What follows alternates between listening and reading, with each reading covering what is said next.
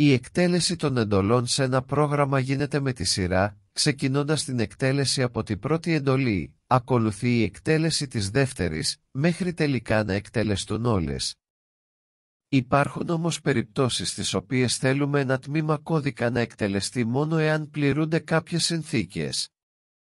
Για παράδειγμα, σε κάποιο παιχνίδι όπως το ποδόσφαιρο, θέλουμε, εάν μπει η μπάλα στην εστία, τότε να αυξηθεί το σκορ κατά 1.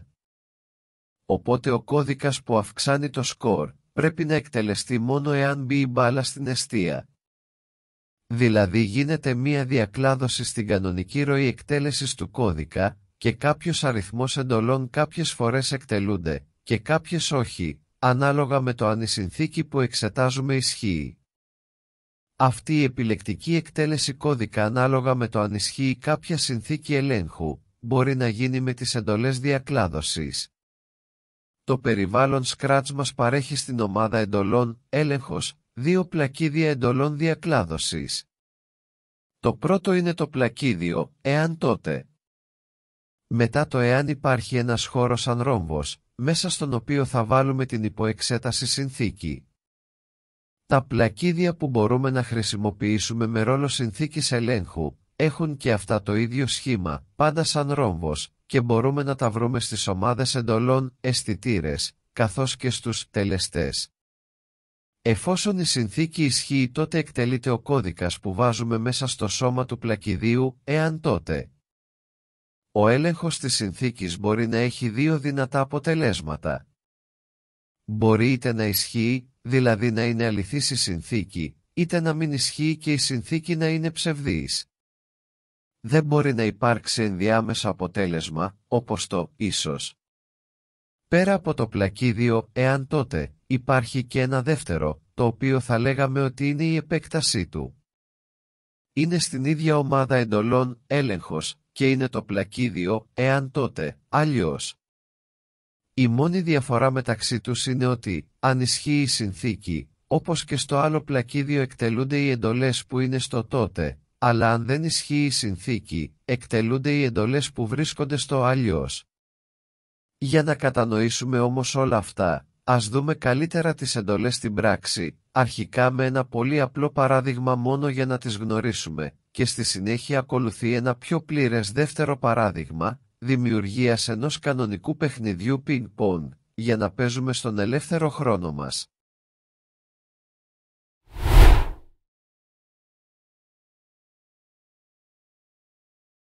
Συνδεόμαστε όπως πάντα στο διαδικτυακό περιβάλλον Scratch με τους κωδικούς μας και δημιουργούμε ένα νέο έργο.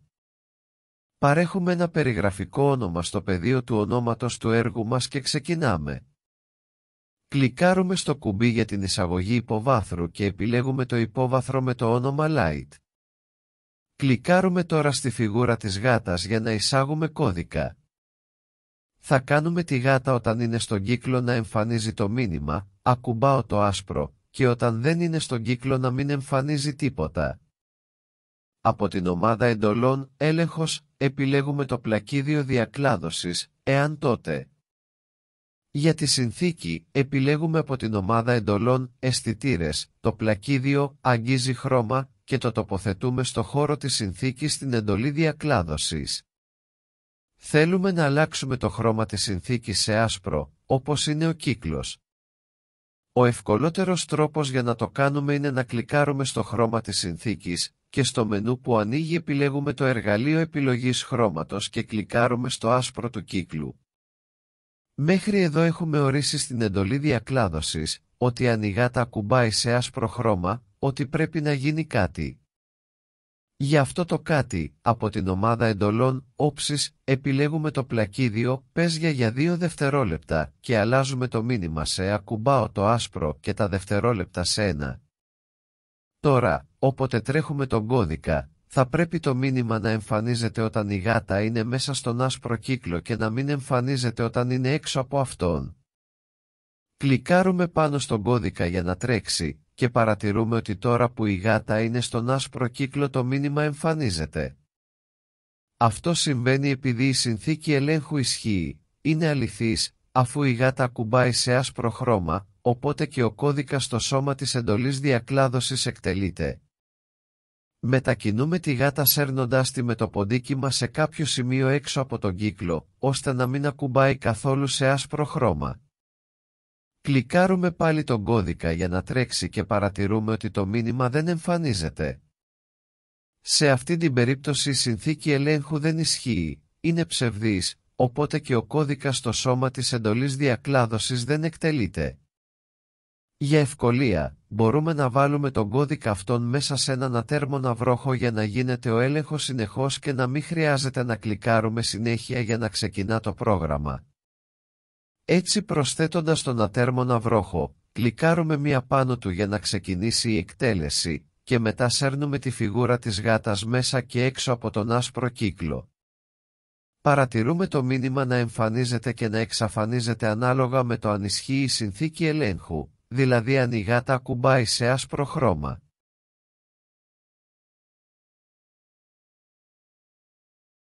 Ας επεκτείνουμε το παράδειγμα και ας χρησιμοποιήσουμε και τη δεύτερη εντολή διακλάδωσης. Από την ομάδα εντολών «Έλεγχος» επιλέγουμε το πλακίδιο, εάν τότε αλλιώς.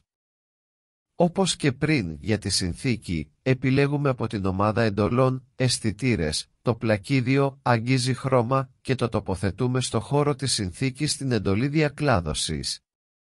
Θέλουμε ξανά να αλλάξουμε το χρώμα της συνθήκης σε άσπρο.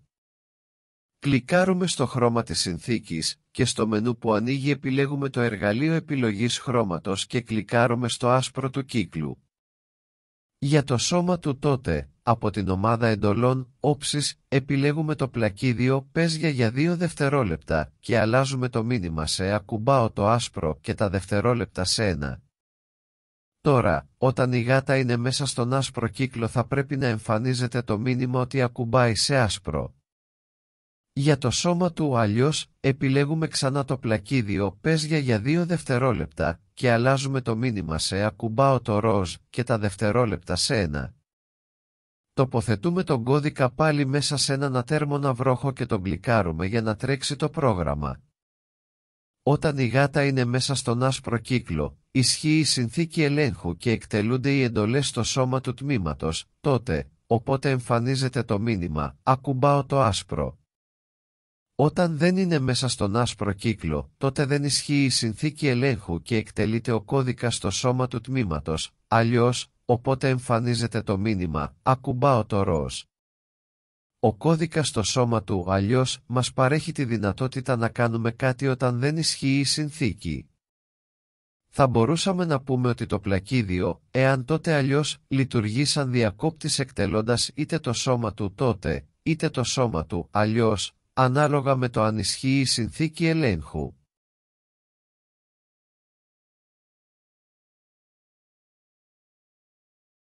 Συνοψίζοντας λοιπόν, χρησιμοποιούμε τις εντολές διακλάδωσης για να ελέγξουμε αν μία συνθήκη ισχύει. Εάν ισχύει θα γίνουν κάποιες ενέργειες, οι οποίες ορίζονται στο σώμα του τότε. Αν δεν ισχύει, είτε απλά θα συνεχίσει την εκτέλεση του το πρόγραμμα, είτε πρώτα θα εκτελεστεί κάποιος εναλλακτικός κώδικας στο σώμα του, αλλιώς, και μετά θα συνεχίσει την εκτέλεση του το πρόγραμμα.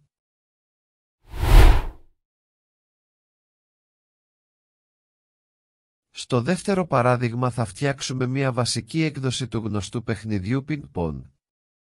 Ένας παίκτης με μια σανίδα θα προσπαθεί να χτυπήσει την μπάλα ώστε να μην πέσει κάτω.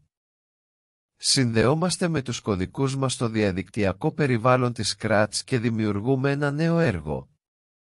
Στην περιοχή ονόματος δίνουμε ένα όσο το δυνατόν πιο περιγραφικό όνομα στο έργο μας και είμαστε έτοιμοι να ξεκινήσουμε να το φτιάξουμε. Διαγράφουμε τη φιγούρα της γάτας. Πρώτα, ας τοποθετήσουμε ένα υπόβαθρο. Επιλέγοντας το κουμπί για την εισαγωγή των υποβάθρων, επιλέγουμε ένα από τα πολλά διαθέσιμα που μας αρέσει. Η πρώτη φιγούρα που θα τοποθετήσουμε είναι η μπάλα.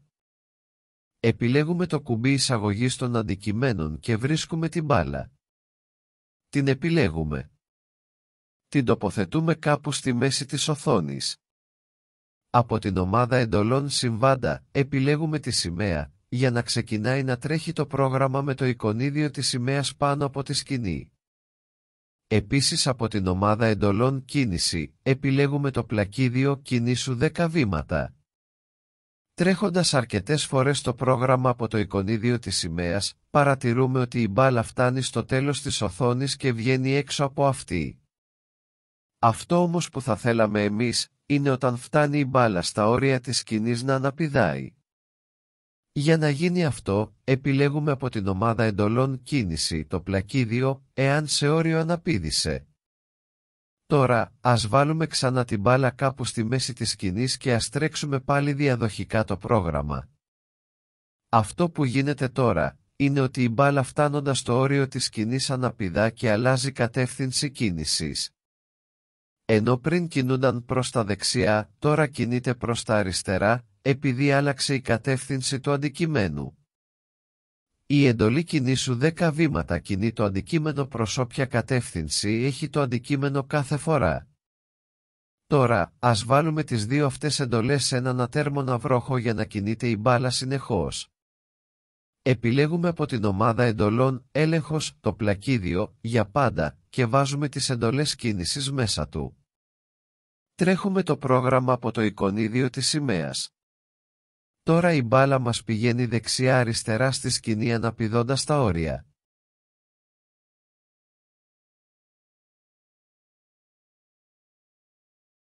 Για να κάνουμε την μπάλα να τρέχει σε όλη τη σκηνή με τυχαίο τρόπο, θα σύρουμε αρχικά την μπάλα κάπου στο μέσο της σκηνής και θα βάλουμε από την ομάδα εντολών κίνηση το πλακίδιο «Πήγαινε στη θέση Χ και Ψ» κάτω από το πλακίδιο της σημαίας. Μετά, για να κάνουμε την μπάλα να ξεκινάει κάθε φορά προς τυχαία κατεύθυνση, θα επιλέξουμε το πλακίδιο «Δείξε προς κατεύθυνση 90». Το 90 πρέπει να το αλλάξουμε σε τυχαίο αριθμό.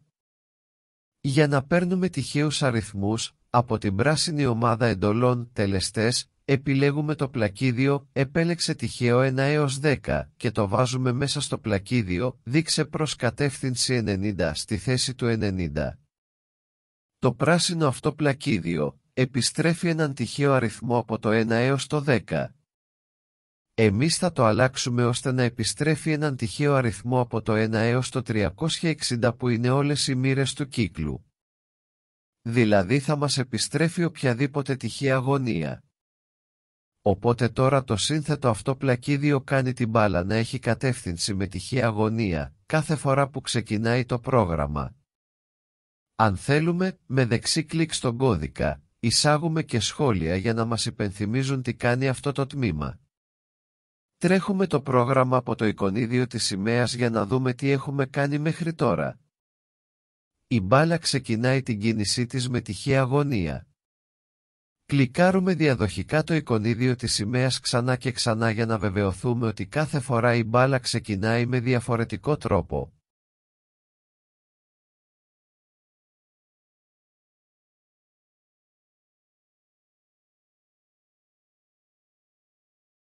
Τώρα που έχουμε την μπάλα να τρέχει στη σκηνή, ας προσθέσουμε μια σανίδα για να αναπηδά πάνω της. Κλικάρουμε στο κουμπί για να εισάγουμε νέο αντικείμενο και επιλέγουμε τη σανίδα. Την τοποθετούμε στη μέση στο κάτω μέρος της σκηνής, αφήνοντας όμως λίγο χώρο από κάτω της, που θα το χρειαστούμε αργότερα. Τη σανίδα θα τη μετακινεί ο παίκτης του παιχνιδιού με τα βελάκια του πληκτρολογίου δεξιά-αριστερά κυνηγώντας την μπάλα. Θέλουμε, εάν πατηθεί το πλήκτρο δεξιβέλος στο πληκτρολόγιο του υπολογιστή, η σανίδα να κινηθεί προς τα δεξιά. Αφού λοιπόν απαιτείται να ικανοποιείται η συνθήκη του πατημένου πλήκτρου, χρειαζόμαστε μία απλή εντολή διακλάδωσης. Από την ομάδα εντολών «Έλεγχος» επιλέγουμε το πλακίδιο «Εάν τότε».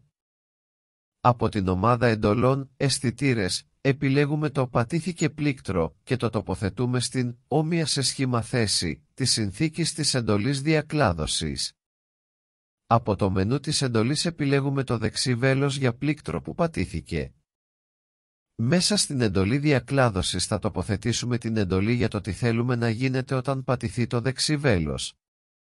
Αφού θέλουμε να κινηθεί η σανίδα προς τα δεξιά, θα βάλουμε το πλακίδιο από την ομάδα εντολών κίνηση, «Κινήσου 10 βήματα».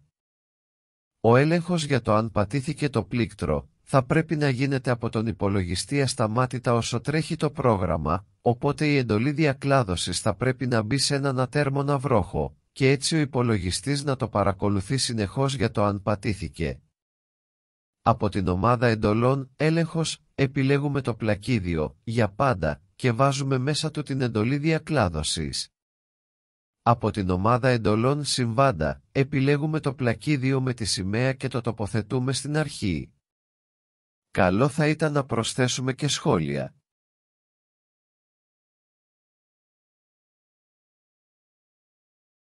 Επίσης, όμοια θέλουμε όταν πατηθεί το αριστερό βέλος να κινηθεί η σανίδα αριστερά. Επειδή ο κώδικας είναι σχεδόν ίδιος, κάνουμε δεξί κλικ πάνω στις εντολές και επιλέγουμε διπλασιασμός. Βάζουμε το νέο κώδικα από κάτω και αλλάζουμε τον έλεγχο από το δεξί βέλος σε αριστερό βέλος και τα βήματα σε -10 για να κινηθεί η σανίδα αριστερά.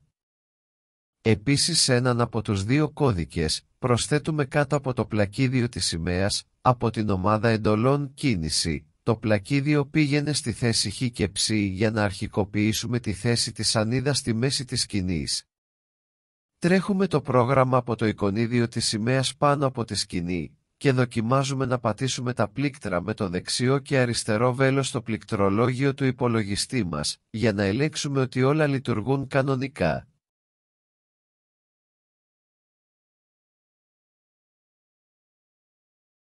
Αυτό που μένει τώρα είναι να κάνουμε την μπάλα να αναπηδά όταν ακουμπήσει τη σανίδα. Κλικάρουμε στο αντικείμενο της μπάλας για να εισάγουμε κώδικα σε αυτό. Θέλουμε η μπάλα εάν ακουμπήσει στη σανίδα να αναπηδήσει.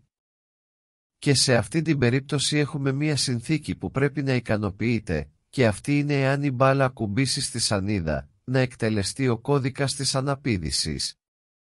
Οπότε και πάλι θα χρειαστούμε μία απλή εντολή διακλάδωσης. Από την ομάδα εντολών «Έλεγχος» επιλέγουμε το πλακίδιο «Εάν τότε». Η συνθήκη που πρέπει να γίνει έλεγχος είναι αν η μπάλα ακουμπάει το αντικείμενο της σανίδας. Από την ομάδα εντολών «Αισθητήρες» επιλέγουμε το πλακίδιο «Αγγίζει», το τοποθετούμε στο πλακίδιο «Εάν τότε» στη θέση του ελέγχου και από το μενού του επιλέγουμε το αντικείμενο της σανίδας. Μέσα στο σώμα του ελέγχου θα τοποθετήσουμε τις εντολές που πρέπει να εκτελεστούν εάν ισχύει ο έλεγχος. Η εντολή που θα βάλουμε είναι από την ομάδα εντολών «Κίνηση», το πλακίδιο «Στρίψε 15 μοίρες», αλλάζοντας το 15 σε 180, ώστε να αντιστρέψουμε την πορεία της μπάλας, μόλις αυτή ακουμπήσει τη σανίδα. Επίσης, όπως κάναμε και πριν, επειδή ο έλεγχος για το αν ακουμπάει η μπάλα τη σανίδα πρέπει να γίνεται συνεχώς όσο τρέχει το πρόγραμμα, όλος αυτός ο κώδικας πρέπει να μπει μέσα σε έναν ατέρμονα βρόχο. Έτσι από την ομάδα εντολών «Έλεγχος» επιλέγουμε το πλακίδιο «Για πάντα» και τοποθετούμε μέσα του τον κώδικα που ετοιμάσαμε. Επιπλέον, από την ομάδα εντολών «Συμβάντα» επιλέγουμε το πλακίδιο με τη σημαία και το τοποθετούμε πρώτο στη γραμμή κώδικα. Δεν ξεχνάμε και τα απαραίτητα σχόλια κάνοντας δεξί κλικ και επιλέγοντας προσθήκη σχολείου. Ας εκτελέσουμε το πρόγραμμα για να το δούμε να τρέχει. Κλικάρουμε στο εικονίδιο της σημαίας πάνω από τη σκηνή και με το δεξί και αριστερό βελάκι στο πληκτρολόγιο μας μετακινούμε τη σανίδα.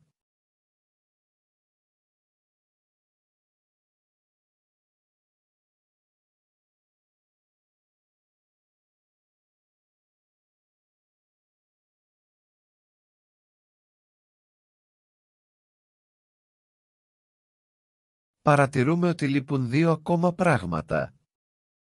Το πρώτο είναι ότι δεν ακούγεται κάποιος ήχος όταν η μπάλα ακουμπάει τη σανίδα, και το δεύτερο είναι ότι δεν σταματάει το παιχνίδι όταν δεν προλάβουμε την μπάλα και πέσει κάτω. Για να εισάγουμε έναν ήχο από την καρτέλα ήχοι, κλικάρουμε κάτω το κουμπί εισαγωγής ήχων και επιλέγουμε ένα που μας αρέσει. Κλικάροντας το εικονίδιο του παίξηματος του ήχου στους διαθέσιμους ήχους μπορούμε να τους ακούσουμε. Αφότου επιλέξουμε έναν, ας πούμε τον Bob, τον κλικάρουμε για να τον εισάγουμε. Επιστρέφοντας στην καρτέλα του κώδικα, από την ομάδα εντολών «Ήχος», επιλέγουμε το πλακίδιο «Παίξε ήχο pop μέχρι τέλους» και το τοποθετούμε κάτω από την εντολή «Στρίψε 180 μοίρες». Για να κάνουμε το παιχνίδι μας να σταματάει όταν πέσει κάτω η μπάλα, ένας εύκολος τρόπος για να γίνει είναι να εισάγουμε το αντικείμενο της γραμμής στο κάτω μέρος της σκηνής και όταν η μπάλα το ακουμπήσει να σταματάει το παιχνίδι. Ας το κάνουμε. Στην περιοχή των αντικειμένων κλικάρουμε στο κουμπί για να εισάγουμε νέο αντικείμενο. Επιλέγουμε τη γραμμή.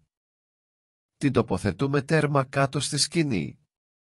Κλικάρουμε ξανά στο αντικείμενο της μπάλας για να εισάγουμε κώδικα. Θέλουμε αν ακουμπήσει η μπάλα τη γραμμή τότε να σταματήσει το παιχνίδι. Όταν δηλαδή ικανοποιείται μία συνθήκη, να συμβαίνει κάτι. Όπως πλέον θα θυμάστε, από την ομάδα εντολών «Έλεγχος» επιλέγουμε την απλή εντολή διακλάδωσης, εάν τότε. Για τη συνθήκη ελέγχου επιλέγουμε από την ομάδα εντολών «Αισθητήρες», το πλακίδιο «Αγγίζει» και από το μενού του επιλέγουμε το αντικείμενο της γραμμής. Μέσα στο σώμα του ελέγχου βάζουμε από την ομάδα εντολών «Έλεγχος» το πλακίδιο «Σταμάτησε όλα». Και επειδή ο έλεγχος αυτός πρέπει να γίνεται συνεχώς όσο τρέχει το πρόγραμμα, όλος αυτός ο κώδικας πρέπει να μπει μέσα σε έναν ατέρμονα βρόχο. Έτσι από την ομάδα εντολών «Έλεγχος» επιλέγουμε το πλακίδιο «Για πάντα» και τοποθετούμε μέσα του τον κώδικα που ετοιμάσαμε. Επιπλέον, από την ομάδα εντολών «Συμβάντα» επιλέγουμε το πλακίδιο με τη σημαία και το τοποθετούμε πρώτο στη γραμμή κώδικα.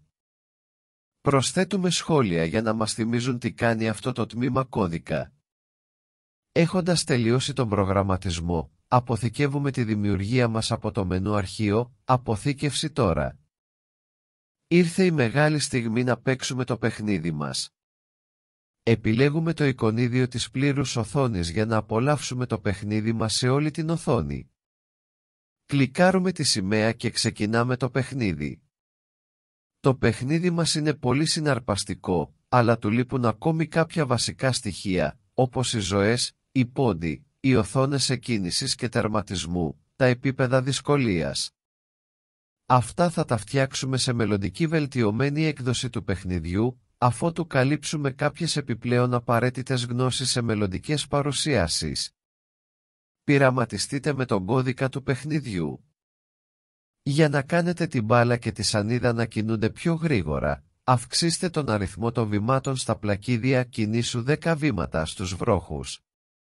Επίσης δοκιμάστε να αλλάξετε τη γωνία αναπήδησης της μπάλας στη σανίδα, από 180 μοίρες σε τυχαίο αριθμό μοιρών μεταξύ, για παράδειγμα 170 και 190 μοιρών, χρησιμοποιώντας το πλακίδιο για τυχαίους αριθμούς όπως κάναμε προηγουμένως. Μοιραστείτε όπως πάντα στα σχόλια τις δημιουργίες σας με τους υπόλοιπους φίλους της Scratch.